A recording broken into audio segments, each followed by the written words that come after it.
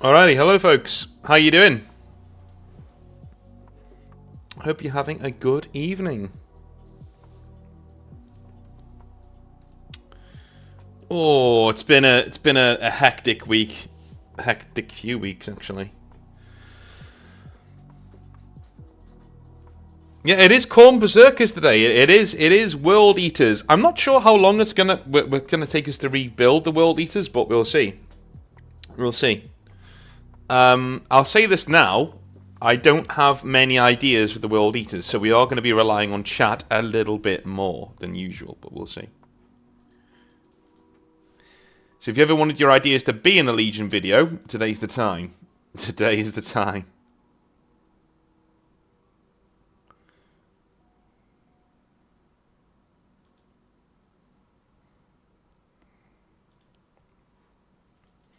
Yeah, I hope everyone's doing well. I myself, again, last few weeks, really busy. Really busy. So much has been going on with work. Like right now, you'll hear about it in Hobby Nightmares tomorrow. But since you guys are quite dedicated, I'll give you a little preview of what I'm going to say tomorrow. In terms of me, so right now it is silly season in education. So especially private education. We've got, kids panicking over SAT results, over A-level results, over GCSE results. We've got people trying to get into universities who are trying to send in essays to get into universities. We have loads of dissertations to mark. And we have end-of-year exams coming up for universities. So January, February is a huge month. Well, mainly January is when we get all of the clients coming in panicking, and this year was the worst one I've ever had in terms of busyness, general busyness. Coupled with that, lots of family issues, nothing mental, just average, running around trying to make sure everyone's okay, sort of a thing. Same thing goes for my kid too. Issues there, like sorting her out, making sure everything's fine, getting that sorted. And basically, on Friday, we had issues with my daughter's school, which is just, it's a normal thing. She's meant to be picked up by somebody who, that person got their wires crossed and didn't turn up. So I was rushing around trying to get somebody to come pick her up from school. I ended up having to go down there myself. Only for that person to then turn up and pick her up from school and literally pass me on the motorway going towards my house. I'm like, great, thanks, didn't call me. So I zoom back there and anyway, I get home, I'm panting, I'm done, I sort my daughter out, I come upstairs, I switch on my computer to start going over emails, and literally something goes wrong with work, so I'm now putting out a fire there that somebody else caused. And once I'd done that, I sat back, and again, this is a wargaming channel, right? But we also do mental health. And as I say tomorrow, this is kind of like the teacher showing his work, all right? Being not vulnerable, but, showing you what happened. So I sat back at my computer, and all of a sudden, the room started spinning. Like, the room literally just starts spinning around me. I'm like, what the hell is that? What's going on? I'm like, whoa. And I slow down, stop this, slow down. And I stand up and I go downstairs, sit with my kid for a while. We watch Howl's Moving Castle for a bit. And suddenly, it starts again, out of nowhere. Head starts spinning. I can't really... It's like I'm drunk, right? Even though I've not drunk anything. Like, my vision's getting blurry and things are moving, in my vision. I'm like, this is getting really weird. Then I start feeling queasy, so I go upstairs. And I throw up, dude. I throw up for a good 2 or 3 hours. And my body just feels done. It's done. Like my body's just like, fuck this, I'm out, sort of a thing. I'm exhausted, I go to bed, I have a nap for a couple of hours, and I get up, and I'm still staggering around the house. You're really, brain gone, sort of a thing. Get my kid to bed, all that. Went to bed, I've not done any work all weekend, and I've just taken a load off, and I think next week I'm going to do the same. I'm going to take a load off. I'm pretty much ahead of where I need to be in terms of work. I'm done. I can take a week. No problem at the moment. Very rare that I get to do this, but I do get to take a week, I think. I'm going to take a week and I'm just going to do YouTube this week, I think. I'm just going to do some YouTube and chill because I think my body just crashed. It was like, enough stress, dude. You've had enough. You know, that is it now. We're done. I don't think it was a panic attack. I think it's just my brain, my body would just got so stressed that it went. And do you know what? Do you know why I know it's stress? Because last night I was playing Kingdom Come Deliverance 2. Decent game, by the way. It's not generational as people want to say it is. It's not, but yeah, it's fine. So yeah, I'm playing that game, and there's a really stressful part of the game where you're in a castle and you're trying to save somebody from being executed, and you've got like 12 in-game hours to do so, right? And I'm sitting there getting more and more frustrated with it, and my head starts spinning. And I'm like, whoa, whoa, whoa, whoa. That's how I know it's stress-related, right? And I made the decision, I pressed pause. I said, I'm not going to let this game get to me. No, this isn't happening. And I carried on playing, I solved the issue, and then I switched it off, and I was like, I'm done for the night.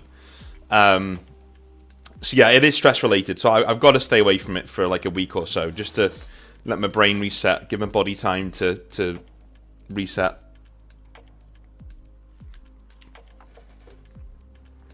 I am streaming early, Daniel, yes. Mainly because a lot of people tend to miss it when I stream a bit later on. And also, I want to have an evening, so I'm going to finish around 6:30, 7 o'clock, and then, you know, it's already 6 o'clock, I didn't realise that. Alright, 10 to 6, so maybe about 7:30, 7:30, and we'll get that done. Well, that's another thing, Commander HHL. That's another thing. I've got a lot of friends. I've said this before, haven't I, in streams. I have friends who are in the forces, and they've all said the same thing. They're like, "Yeah, dude, that's happened to me. Like, don't listen to your body, man. It's had enough. Just stop, or you're gonna get really ill. And I mean, hospital ill. Don't just stop." So that's what I'm doing.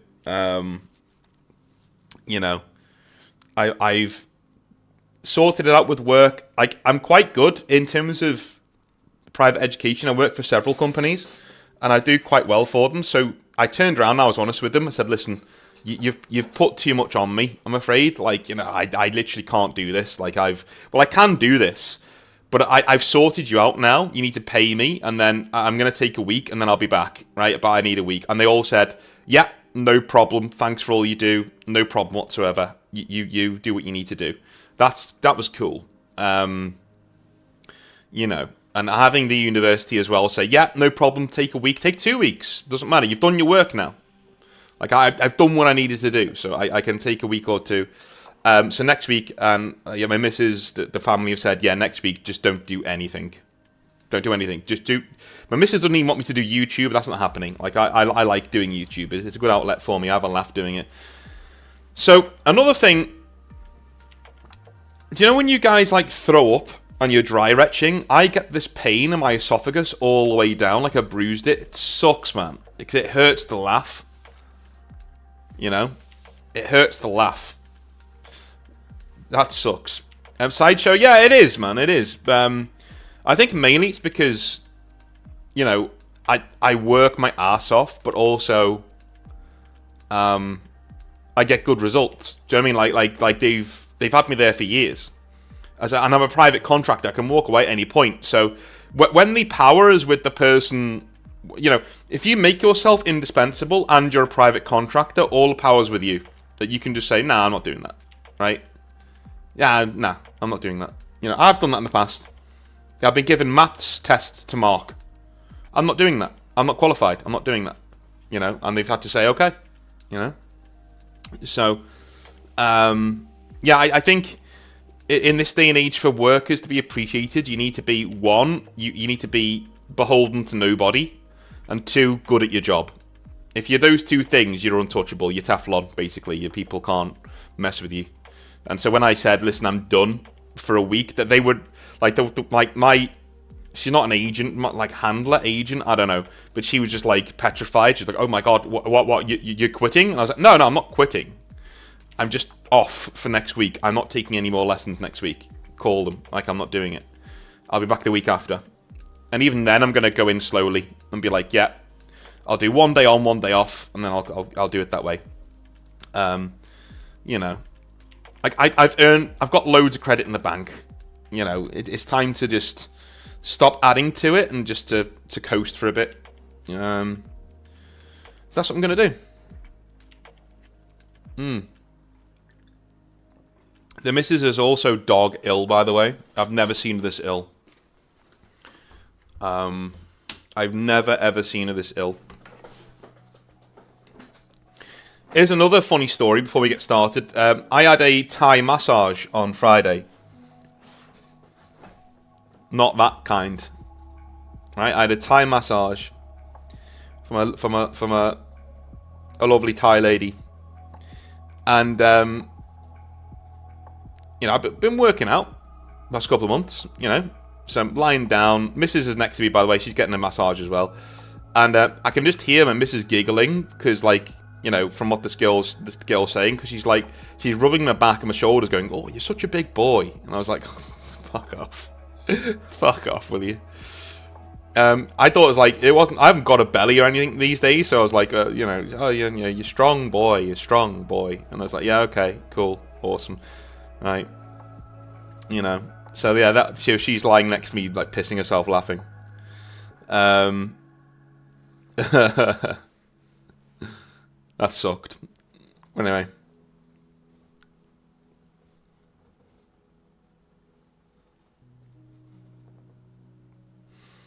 That's true, Commander. Yes. Well, if you're good at your job, again, they need you. Yeah, exactly. Not a lot of people parlay that into something that they could get. I know a lot of people work in, like, fast food restaurants and things like that. Like, my friend works in an implants company, like a medical implants company. And he's basically indispensable. Like, they can't sack him. Like, he literally is the company. If they sack him, the whole thing collapses like a house of cards. And if more people should parlay that into a position of strength, going, okay, I want more money. I want more money. Thank you. Give you more money. You know? I stayed on your stomach the whole time. No, she did actually tell me to turn over. So I did turn over. And, so she's doing my legs, right? She's doing my legs, and her thumb does graze the old meat and two veg. So I was like, oh, you know, a little bit, but I don't think she meant to do it. I think it was an accident. So I didn't really say anything, but yeah, I told my missus afterwards. She was pissing herself. She was like, that's so funny. But that's how cool she is, right? That's how cool she is. She's just like, that's really funny. Yeah. It is one of those things though where your new Discord link is going up, by the way. New Discord link is up.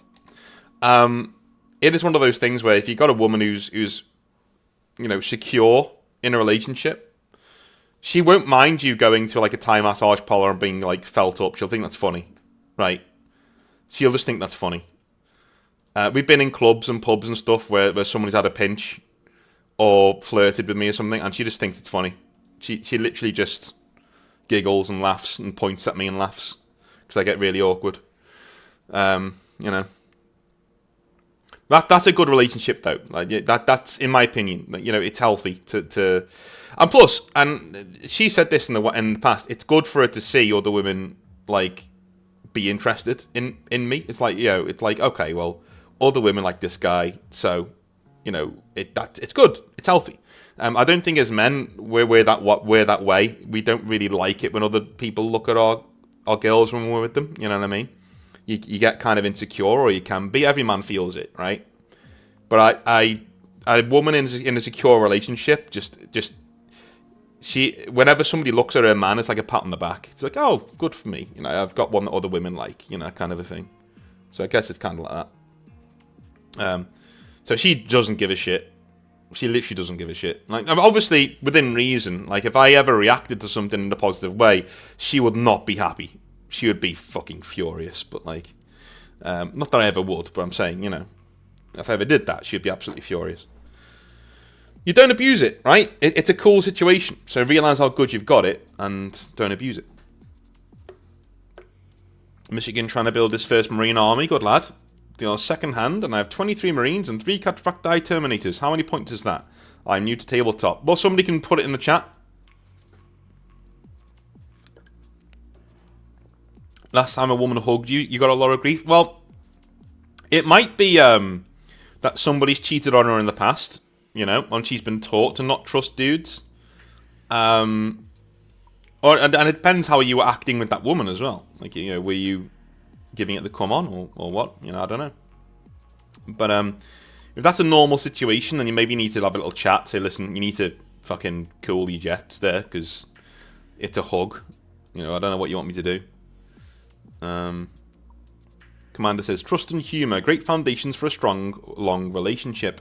Also, girls like it when someone else finds you attractive, lol. Yeah, they do. They do. I mean, in a healthy relationship, they do. Because they know you're not going anywhere. That's the thing. Like they hate it when they think you might leave them. Yeah, trust me. Yeah. Then they hate it, But if they're secure in your relationship, it's why. Have you ever noticed how at the start of a relationship, if you're just dating a girl, she'll act really territorial? That's why. Because she's not used to you yet. She doesn't know.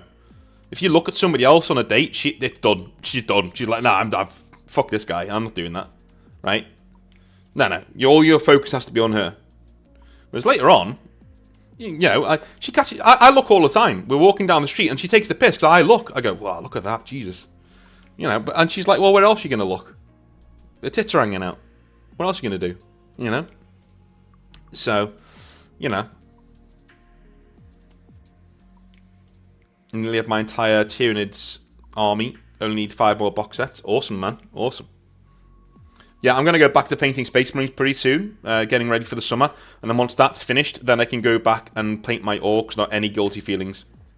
Because I just got the Wrecker Mob, the Iron Jaws Wrecker Mob for my birthday present. So I need to paint that towards the summer. But the Space Marines are getting done because the person who comes furthest away on the day to the event on the 21st of June will be playing with my army. So if you come from a very far away, somebody's coming from LA, I think. So they're winning the honor, quote unquote, of using the channel chapter. But yeah, if you come from very far away, you will use this army essentially. I'm only thinking one person's going to come very far. But if they do, they get to use the army. That means they don't have to bring one themselves. Do you know what I mean? It saves on their luggage. They don't have to bring an army. They're going to come play with mine. And it's a Space Marine army. Bog standard Space Marine army. Yeah.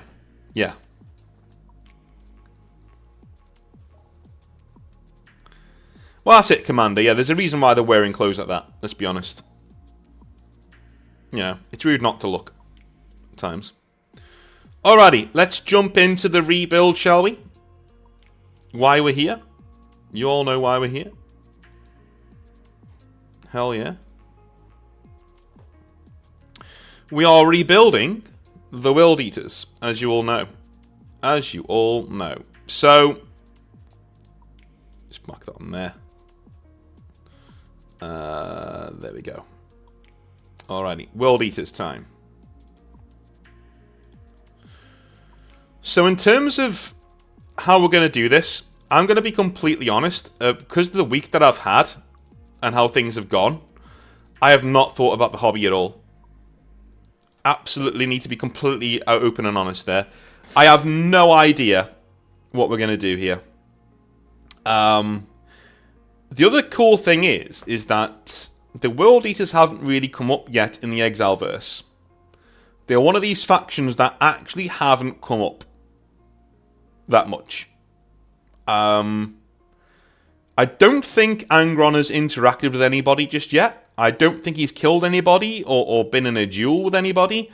So this is basically a blank slate legion. This is a legion where we could basically take our time and rebuild it any which way we want, because they've not really touched on anybody else. And that is very, very rare in Exileverse now, because we are into the back end of the 20 legions, which means most of the legions we rebuild now will have had some interactions with other legions. Right? Most of them will have some interactions with other legions that we've already covered. The World Eaters haven't. The World Eaters haven't done anything. So if you have an idea for World Eaters that you'd like to see, then make sure you put it in the chat. Because I think today might be a good day for you to get out there and start putting some ideas out there. Because I genuinely don't have any. What I might like to do, because the Emperor's Wolves Space Marines for the channel are technically World Eaters successors, right? Maybe we can work them in. Set them up somehow. Maybe we can do that. I think firstly we need to talk about... There are a few things that I want to change. Okay. Most definitely. Let me just do... there we go. This is Khorne. This is far too chill for Khorne. Right?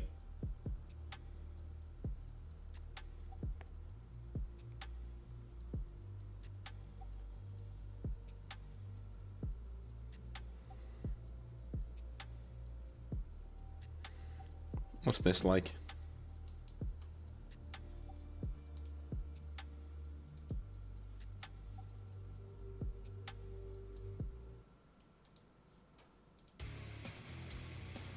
There we go.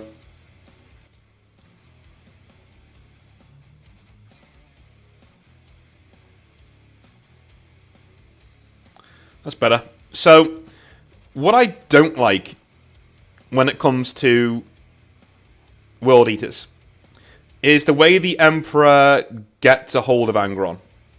Like that I would like to change. Angron's motivations for going against the Emperor, I would like to change. Because it's almost like the Emperor's trying to piss Angron off. It's always been something that sticks in my craw. I can't justify that, right? He just goes after Angron in a way he goes after nobody else. He goes out of his way to annoy him. And I just think he sets him up for failure in a way that doesn't really make sense. So I'd like to retcon that, if we can.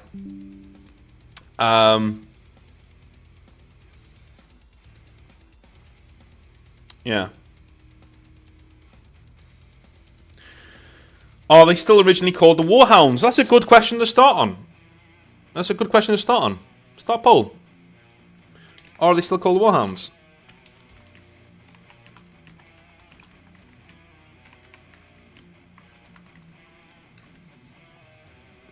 I like the Warhounds name. Dogs of War, right? No, I like them. I like the name.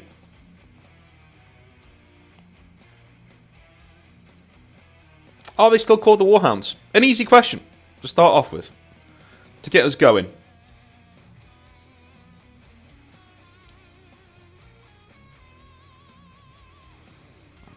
Let a Primarch find Angron, says Durdu. The Emperor should see him as defective and treat him as such. Thank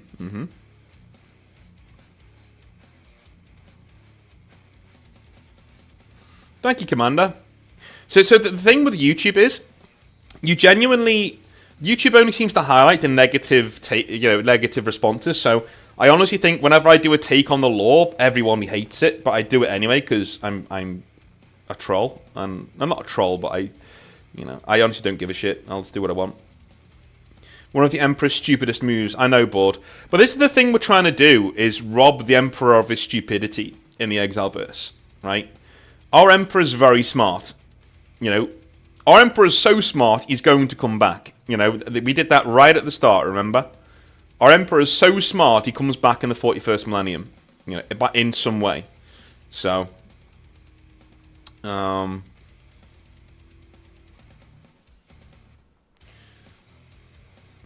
will say, Commander, like the Space Wolves rebuild, I'm gonna say it was the best one we did.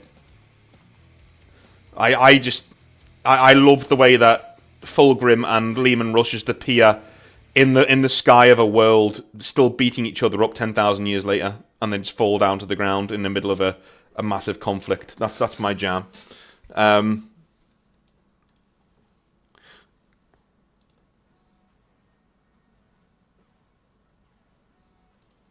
We also have to remember that if we're voting against something that has an overwhelming majority for it, you need to give us a reason why. So if you're saying no, don't call them the Warhounds, well, what would you call them then? Right? Put it in the chat. Because you never know. I could overrule it and say, that name's so cool, well, I'm just going to overrule the vote, right? I've not done it yet. We're 12 legions in and I've not done it once yet. But you never know. You never know.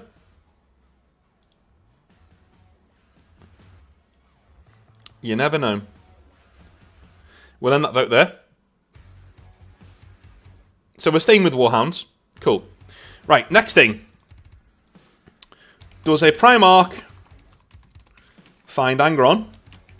Oh, wait. Are we changing Angron's base healing powers?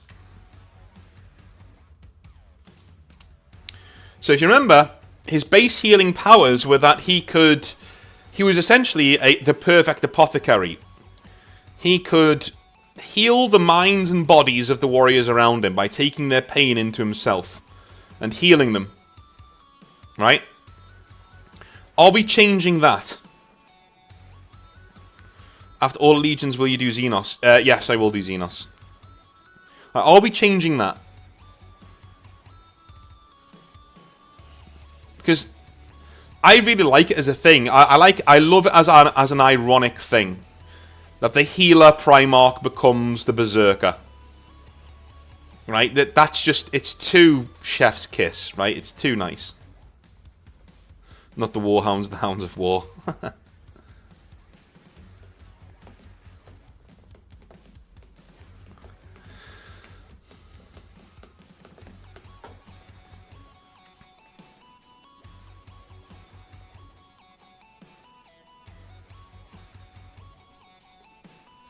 Yeah.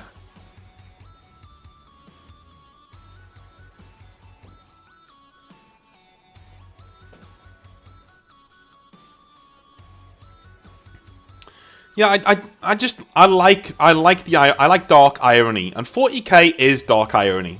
Let's be honest. That's what it is. 40k is built on dark irony, you know. The entire Imperium is built on dark irony.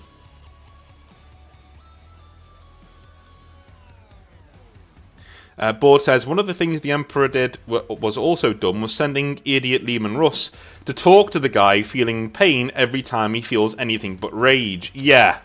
Yeah, Leman Russ is infuriating at the best of times. Yeah, that was a stupid thing to do. Wait, did the Emperor send Leman Russ, or did Leman Russ go on his own? I think he did, you know. I think Leman Russ even says, like, no one sent me. I'm here because you're causing a problem.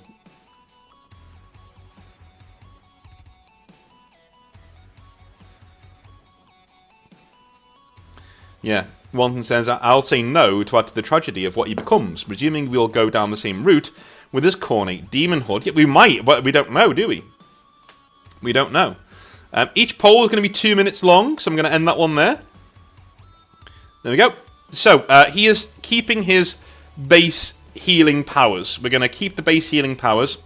So, basically, Angron is brought up as a Primarch to be a healer. He is the guy who is the counselor, right? He can heal people's wounds and mental anguish by taking those things onto himself, which makes him very quiet. He's a gentle giant. He's very quiet. He gets on with it, you know. But he's also extremely calm and disciplined. Like, this is a guy who fights like a surgeon. You know, he is literally surgical. Like, he is... I would say our Angron should be the best combat Primarch, right? He should be the best combat Primarch without any interference, because he's just absolutely surgical. He knows exactly where to hit you and when. It doesn't matter if you've got the preternatural ability to avoid his blows. Eventually, one of them's going to get through, right? And as soon as he hits you, he's going to hit you right in the place you don't want him to hit you. That'd be cool. I think we should keep that. Right, why is Angron sent to Nuceria? Why is Angron sent to Nuceria?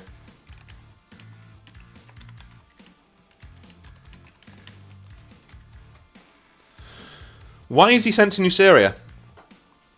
Remember, I say this every week, but in case you've got anybody new here, in our universe, the Chaos Gods didn't scatter the Primarchs because there is no Cabal, there is no, nothing like that's going on. So the Emperor didn't, the Chaos Gods didn't scatter the Primarchs. Instead, the Emperor sent the Primarchs out as babies in their pods to land on specific worlds and to take them as gods, as kings, way before he even gets there, because he needs those worlds specifically, right? So why was Angron sent to Nuceria? Commander says dark technology. That's a good, that is a good point. Because the Butcher's Nails are dark tech, the dark technology, yeah? Not nice. Butcher's Nails.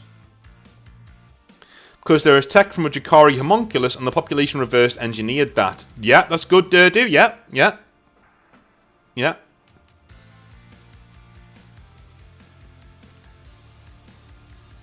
We could say that the world itself is just full of people splicing genetic code and things like that. That'd be pretty cool. Perhaps the Nucerian High Riders are descendants of old military figures from the old Human Empire Federation and could have some military expertise the Emperor wants. Yeah.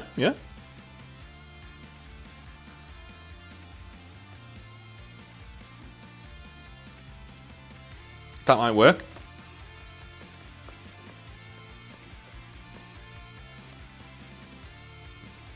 To break a potential galactic rival in the future. Okay. Keep the gladiator background, but maybe we can change it a bit. Maybe he earns his freedom, but he finds he needs something to fight for and causes a slave uprising. Okay.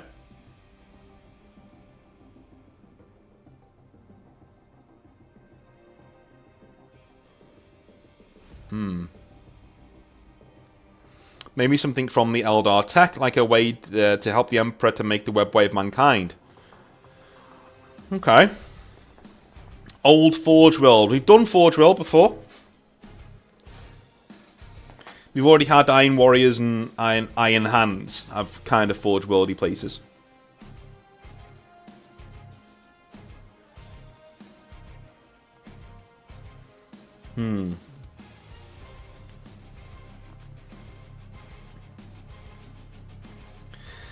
So, what we know of him is that he does lead a gladiator uprising, right? So the High Riders kind of need to be there, because I don't think we're going to get rid of the uprising. It's pretty cool. Gladiator Primarch is a cool thing, right? Alright. Okay. I'm going to combine ideas here. So Nuceria is a world of High Riders. And the High Riders are people who are gene splicers, scientist kings. They are lords, feudal lords, right? And they've become very, shall we say, well, corrupted by their own power, shall we say that. This is a debauched setting. Let's call it like Dune. Like, it's kind of like Arrakis, right? Imagine, right. Do you know House Harkonnen in Dune, how they act? How House Harkonnen acts, right? They splice people. They make people into genetic monstrosities. They have, gladiator pits. They're very visceral. They absolutely dredge every world they're on, so it's black and white in their movie, right? Even all the colours taken out of it. Maybe that's who the High Riders are, right? Right. So, High Riders hold ancient gene tech and are similar to House Harkonnen. Debauched. Evil.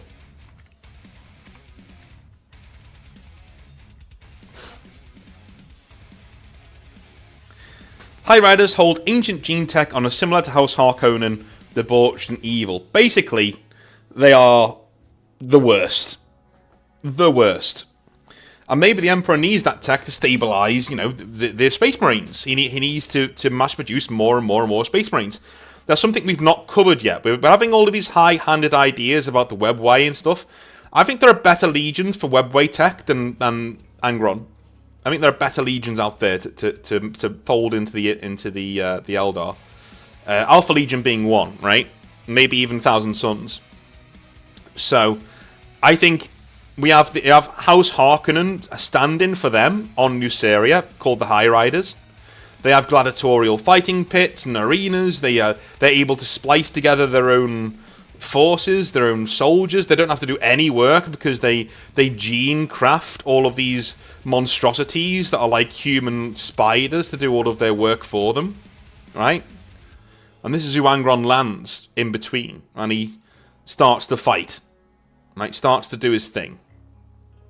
All right. Yeah, it's 100%. We're going to end that vote there because it's 100% already. So we're just going to go with that. Okay. So that is House Harkonnen. That House Harkonnen. That is the High Riders. That is who they are. Right. Okay.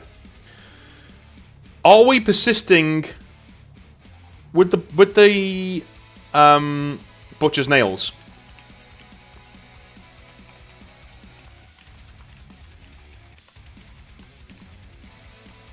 Are we persisting with the Butcher's Nails being a thing? And I'm saying yes, but if you say no, we got to know why not. Are we persisting with the Butcher's Nails? I think it kind of flows too well into what we've already put down, to be honest.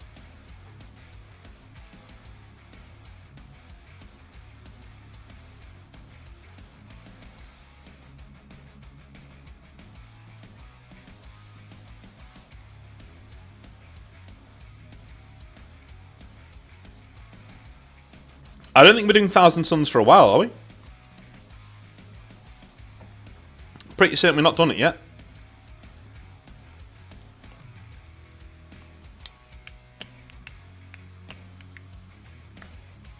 Yeah, they're Legion 15, so we haven't done them yet.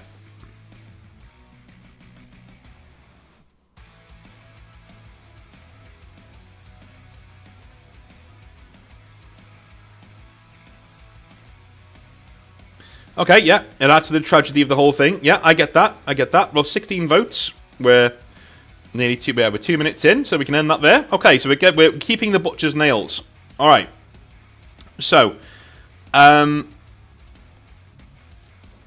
keeping the Butcher's Nails, but I would like to change this a little bit. All right. All right. I think that Angron should have an ability to fight back against the Butcher's Nails a little bit. Remember, he heals at an extraordinary rate, which means his brain is healing as well, and getting destroyed at the same time, right? His body's in a constant fight, you know? So why don't we make it more schizophrenic? So, when Angron needs to heal, or when his brain needs to heal itself, right?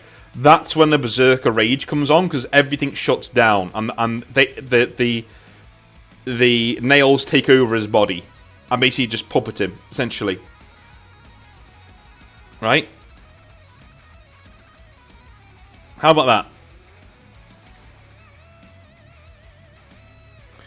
Butcher's Nails only operate fully when Angron needs to heal, but he's in constant pain. This would give Angron more agency.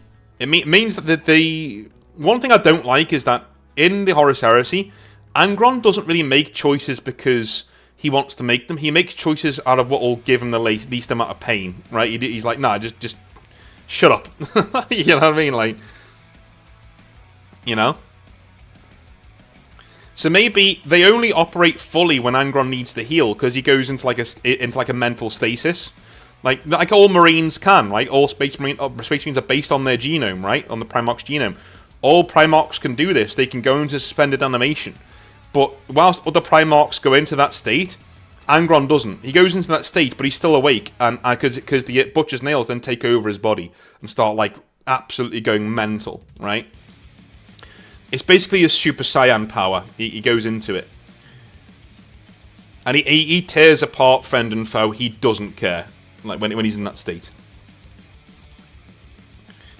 His eyes should glow like Freddy Fazbear. Indeed, indeed. Maybe the degeneration could be much slower. Like, to begin with, the Berserk Rages are few and far between, but as time goes on, they become more frequent, driving him to side with Horus out of desperation. Wonderful, Wanton. Yes. Yes. I think we've got it, right? I think that's it. I think we've solved the guy pretty much already, right? Absolutely. Absolutely. One thing I will say, though. We know the Emperor's not coming to get him. The Emperor's not the one who's going to pick him up. Okay, so who is? What Primarch finds Angron fighting our last stand against the High Riders? What Primarch finds Angron fighting a last stand against the High Riders? We will get to Wanton's amazing input there when we get to it later on. In his natural story. Corax, maybe? Yeah, okay. Robo? Yeah, Rebute Gilliman, maybe? I'm kind of thinking Horus. Because if we're using Wanton's idea, right, that Angron turns to Horus because his mental state is degrading, right? He may also turn to Horus because Horus helps him beat the High Riders. Let's give Angron a win. Angron wins against the High Riders, but he does it with the help of his Primarch brother, right?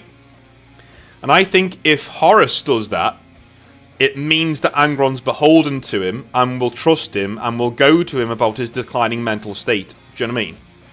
If we give it to other people, I get why Board says Sanguinius. I do, because they're like mirror images of each other.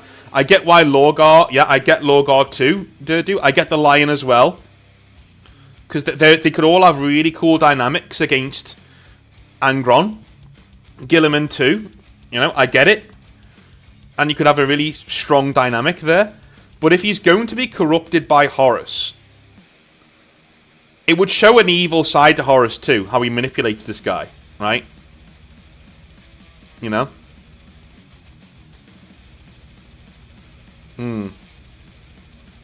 I'll tell you what, Board. That's a good idea. So I'm going to do it, right? Sanguinius and Horus help Angron beat High Riders. HR are that powerful.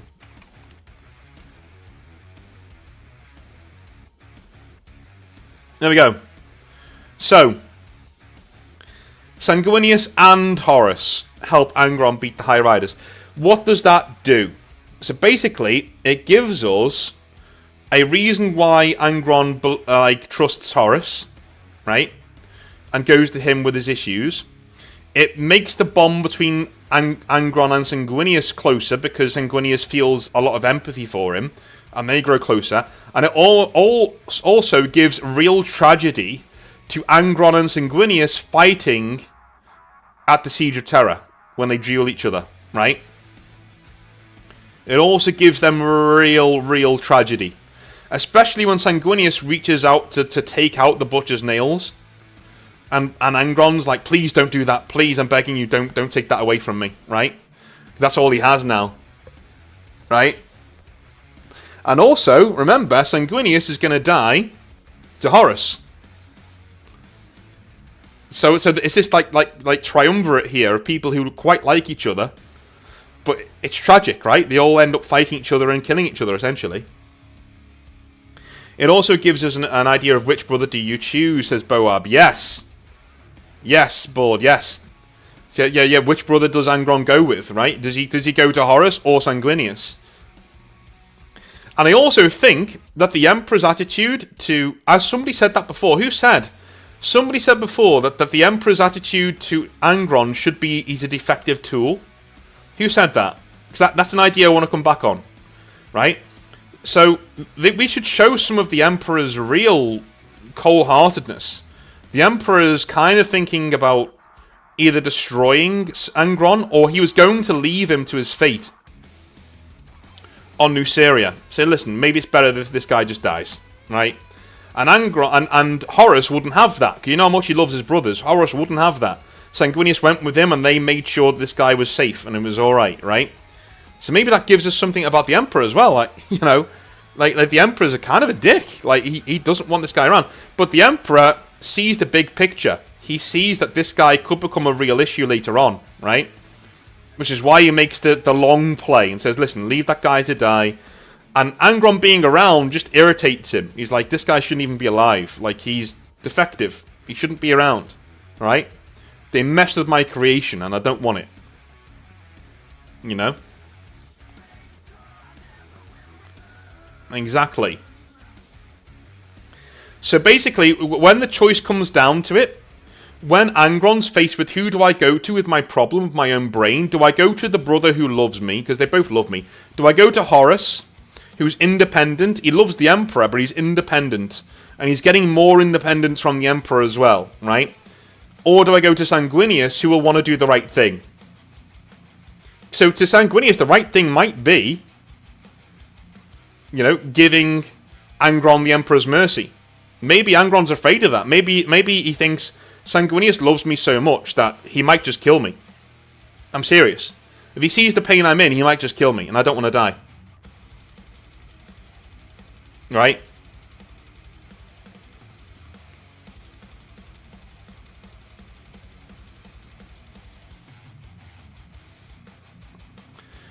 Well, that could also be a thing, Daniel, yeah. He could also look at Sanguinius and say, that's what I should be, and I'm not. So I'm going to go fight for the other side. That could be it. That could be very, very petty. He could be very, very petty, yeah.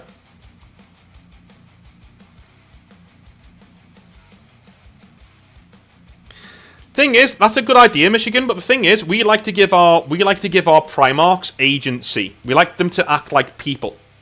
Right? We want to give them some agency. And they don't really have much agency if Chaos are always going, right, you're ours now. Right? Now, Khorne should come into the effect, yes, after Angron chooses Horus, in my opinion. Right? So Angron chooses Horus because he goes to Horus about his brain, and Horus brings him to his side, and they become extremely close, right? To the point that, you know, Angron is already embittered against the Emperor as well, by the way, because the Emperor just won't have any time for him, right? So when the Horus Heresy breaks out, Angron says, well, naturally, yeah. Blood for Horus. Blood for Horus. Let's do it, right? And the tragedy is that Horus is leading him along. Horus doesn't actually have any cure to the Butcher's Nails, or the cure he does have is in possession of Lorgar. And what is that? Ascending Angron to Demon Princehood. How's that? Angron does not realise that his cure is Demonhood via Lorgar.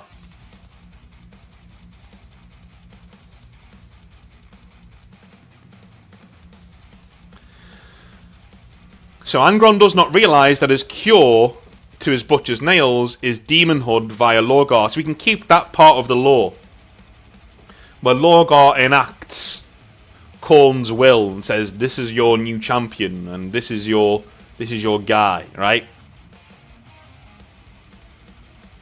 Yeah, well, this is the way to remove the nails, Durdu. That's what we do. Horus says, yeah, I have a way to remove it. No problem. Lorgar told me about it. Horus plays Angron like a fiddle. And it also shows that whilst Horus is extremely all about brotherly love and like, loyalty and stuff, he is a master manipulator to get what he wants. You know?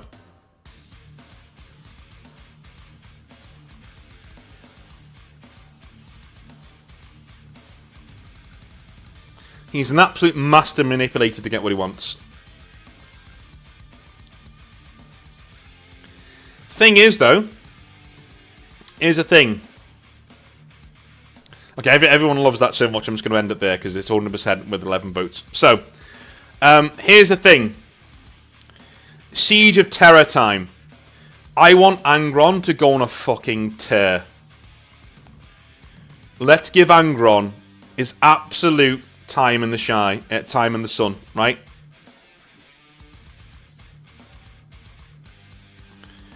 Let's go with it, right?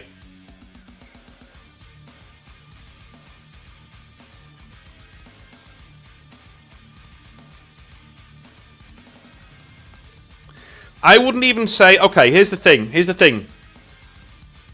I don't think Angron should give the nails to the Legion. I think Angron should care for his Legion to the point that he will only give the nails to those who basically beg him and prove their worth and that they can take it. They can take it, do you know what I mean? Then he'll say, okay, you can do it. So Kharn can do it, right? Guys like that can take the nails. Everyone else, no, right? I think I'm going to die on that hill. I don't think this Angron gives everybody in his Legion the nails.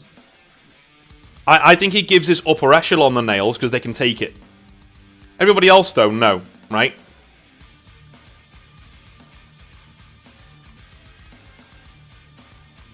Alright.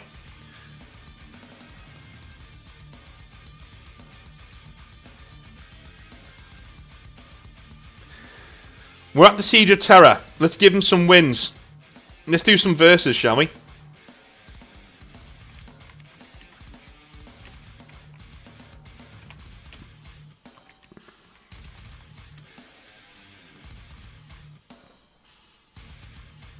Now, I know Leman Russ is there, and I know Leman Russ already fights people in the Siege of Terror, but maybe we can have Angron beat up on Leman.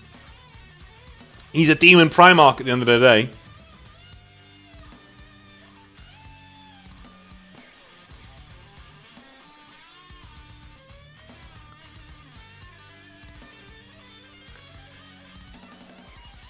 Yes, he is.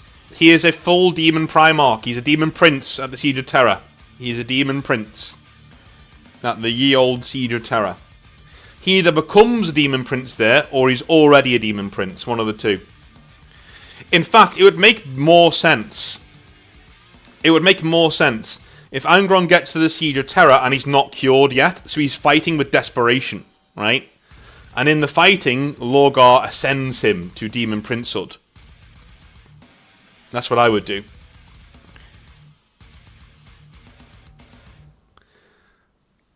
I'm going with what people said in the chat, man. People have said Leman Russ, please.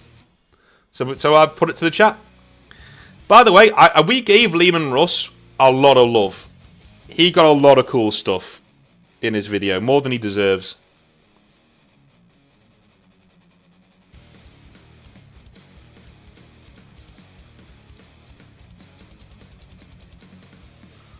Ah, that's good, Cody. Yeah, maybe, yeah. Maybe he does both.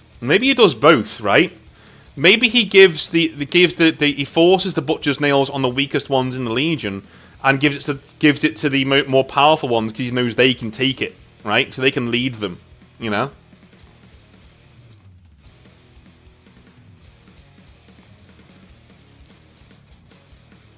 Alright. So we're doing a duel of Angron versus Russ. It's not going to be to the death, but Russ will lose. He'll get a pounding from Angron. Alright. Angron versus Valdor. Well, we do Angron versus Sanguinius. We're doing that, right? So Angron versus Sanguinius. Angron will lose against Sanguinius. We're going to do that, right? You know.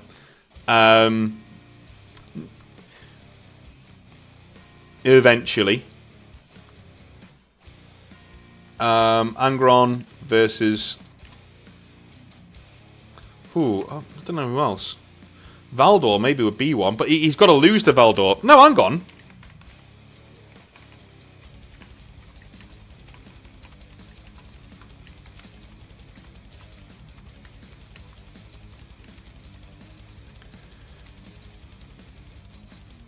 How's this? What a win that would be. Angron beats Valdor, but doesn't kill him. Takes him out the fight. He takes him out the siege, but he doesn't kill him. And that can be because Valdor's like, oh, I should have helped the Emperor on the Vengeful Spirit. Maybe he wasn't there because Angron basically nearly killed him. And put him into a coma, essentially, right? That could be a shame. But what kind of a shame is that, right? You lose to a Cornate Demon Primarch. Like, what the hell, dude? Like, anyone loses to that? Literally, anybody loses to that. You know? Anybody not a Primarch loses to that, you know? I want to give him one more win after Valdor before he loses to Sanguinius. One more.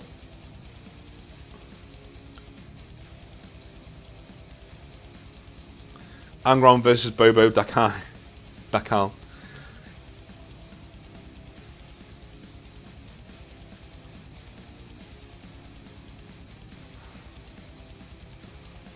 Him beating the Emperor's Praetorian in Dawn would be ample revenge for the Emperor treating him like trash throughout the story. Yeah, yeah. That would be cool. I do. I knew somebody would go there. I knew somebody would go there. I knew somebody would have him turn on his own allies. I think that's a good idea. I think he beats somebody. I think he beats a Chaos dude. I think he beats a Chaos dude. Sigismund, no, because Sigismund, you know, I'd like to keep non-Primarchs, you know, fighting Primarchs to a minimum. Valdor's a special case. Yeah, Khorne doesn't care from whence the blood flows. Exactly. Yes. Yes. Alright. Let's have him fight somebody. Let's have him fight...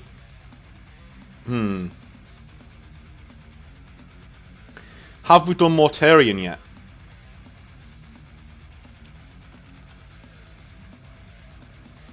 Did we do Mortarion yet? I'm thinking of guys we haven't touched.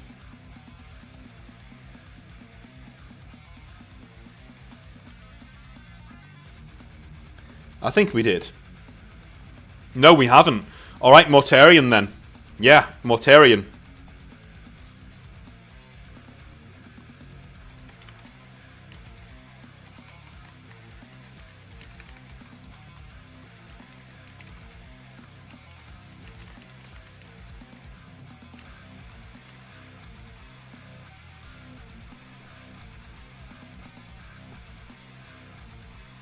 Angron banishes Mortarion when Morty tries to rein him in.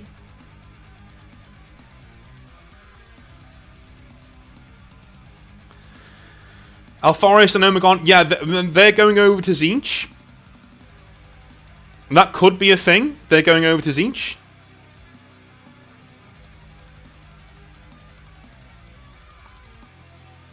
Cody, we've already done Lost Legions, man. We've already done that. That was last week. Necron's got some love in that one.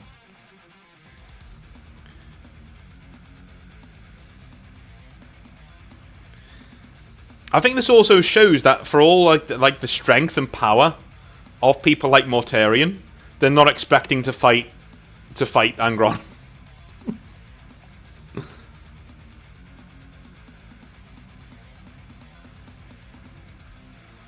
Well, this is what we do, Wanton, right? You know? We give the Primarchs their licks and then they get their love in their own video. Mortarion will not be a punching bag. This is Mortarion's exit from the Siege of Terra. But, you know, he will not be a punching bag. You can trust me on that one. In fact, we're going to put Mortarion through so much stuff that he just keeps living through, that he's essentially one of the most powerful Primarchs. I think that's what we're going to do. I want to make a Dyson Sphere explode on Mortarion's head and he lives. Something like that. Do you know what I mean? Like, I want, like, not just other Primarchs, I want ridiculous things in the setting to try to kill Mortarion, and they fail. Right? And even Angron only banishes him. He doesn't kill him. He pushes him into a warp rift. You know what I mean? Like, literally, like, Mortarion's fighting him and is losing. So he opens a warp rift and tries to throw Angron in it. Angron responds by just hurling him into the warp rift, and it closes behind him. Technically banishing him and winning the fight, right? But it doesn't kill him.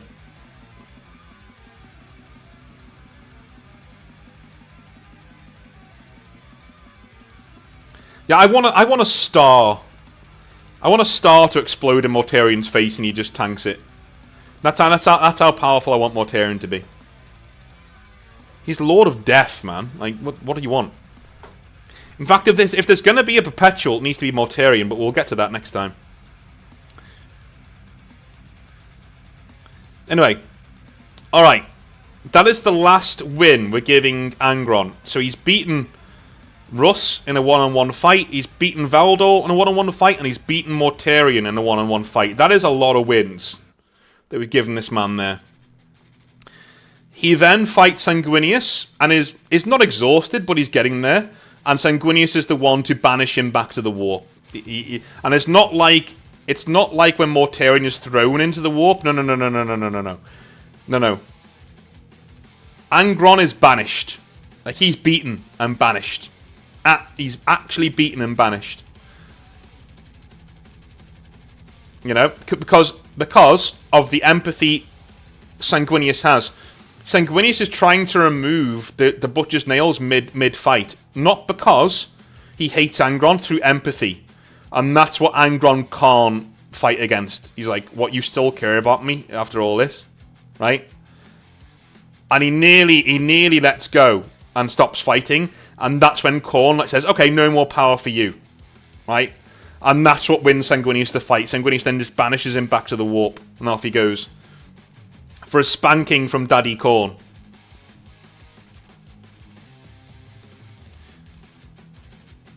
CGW, it's not hard. It's not difficult. Right? You get 32 random blokes on the internet. And it's fixed. It's fixed. It's done. Right? We're 10 minutes early. We were supposed to finish at 7. We're 10 minutes early. It's not difficult. This is why I do 40k rants. It's not difficult. It's so easy. You look at the framework you've got and you readjust things to be cooler. That's it. You don't need a Cabal. You don't need John Grammaticus. You don't need any 90 million side plots you've got going on. It's this easy to write cool lore. Via committee. If we can do it, what are Games Workshop doing in their meetings? In the studio.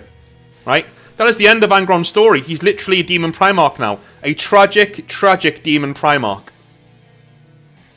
But one that I would collect. I'd collect this guy. Because his story isn't stupid. It makes sense all the way through. It makes sense. Dude. Another win. Stack him up, knock him down. I call Angron complete. I do, seriously. I call Angron complete. Phenomenal. You guys done it again. Like there's always... Especially this week, because this week I didn't have a clue. This week I just went into this blind. I was like, okay, I don't have a clue here. I don't know what the fuck's going on. I don't know what to do. Right? Went in completely blind, and here we are. Job done.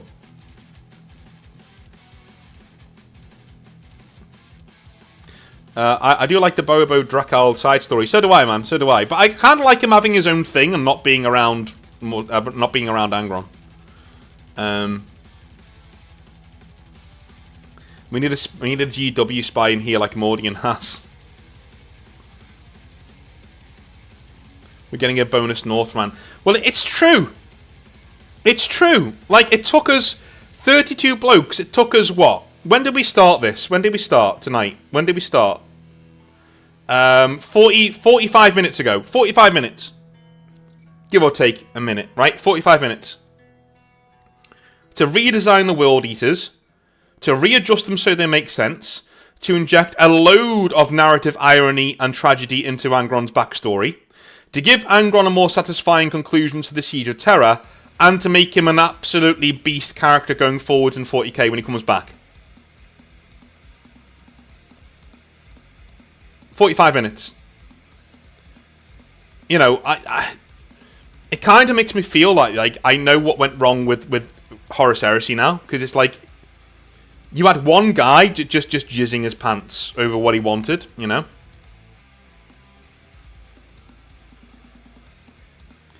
Well, there's a reason why we didn't touch Khan and Lotara, Daniel, and that's because they work as is, in my opinion. They genuinely work as is, right? Khan still gets the butcher's nails because he can handle it. From Cody's interpretation of them before, right? The weakest and the strongest in the Legion get the butcher's nails, right? Khan is the strongest, so he gets the butcher's nails.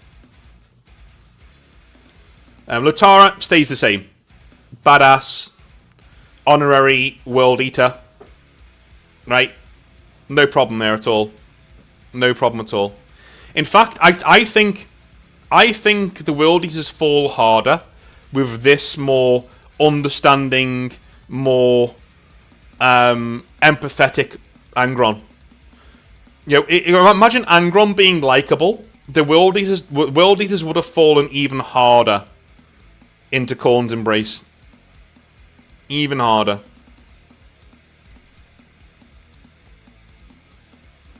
Another one bites the dust.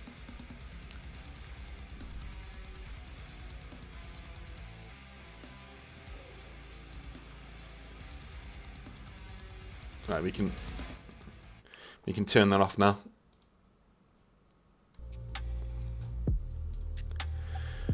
Whew, there we go.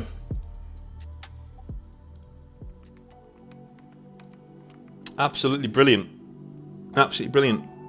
It is substantially worse, in a good way, yes. Yes, Daniel, yes, I agree. I agree.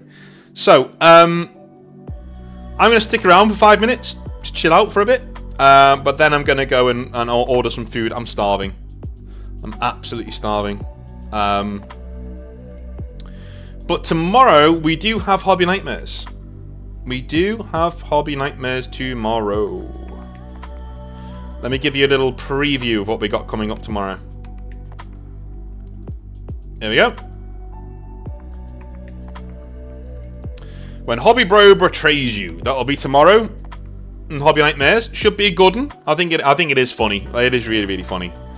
But also kind of tragic. But you'll get to know that tomorrow in the Hobby Nightmare. It is going to be cool. I think you'll all dig it. I think you'll dig it. I think you'll dig it. Just as a side note, we do have that event coming up this summer. ExileCon 2025. On the 21st of June. It is there. To register and let us know you're coming, simply email your 40k army of choice and your name and contact number to northernexileevents@gmail.com. That is northernexileevents@gmail.com. It is a tournament and a night out in the city centre here in Liverpool. Exile Fest, it is at Just Play Games in Liverpool, a wonderful little space, and we will have the entire upstairs to ourselves that day. So make sure you don't miss out if you're in the UK. You're going to love it. I'm going to be there. And if you are from further away, then you'll be playing with one of my armies, which is cool. Pretty awesome. That's where we are.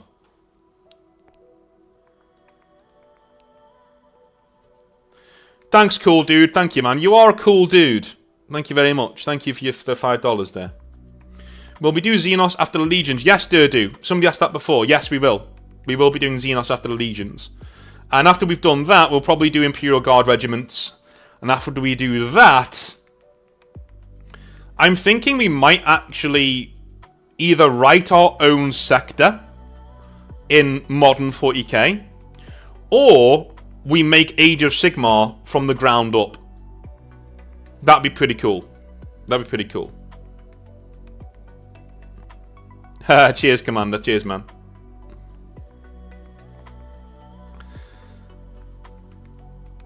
I know, Daniel. Don't worry about it, dude. It's all good. Anyway, I'm going to go. I'm going to chill out. Have a wonderful rest of the evening, bros. Thanks for spending some time with me. And I will speak to you tomorrow for some more Hobby Nightmares. Next week, next Sunday, remember, it's Ultramarines. Hell yeah. Another Legion we've not really touched. So I'll see you then. Have a good one. Bye now.